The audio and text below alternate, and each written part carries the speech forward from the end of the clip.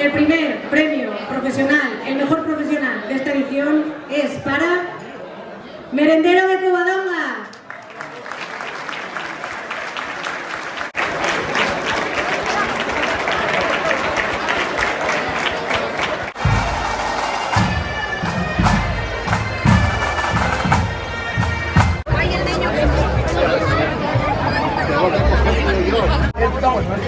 Y este de ahí también. A mí,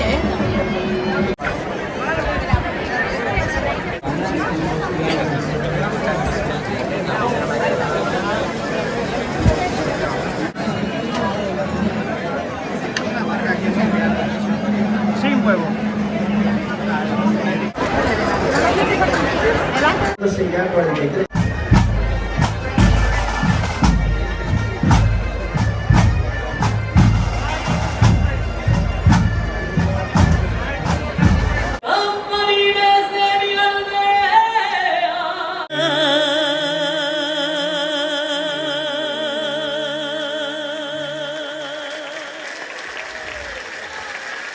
¡Vivan los abuelos!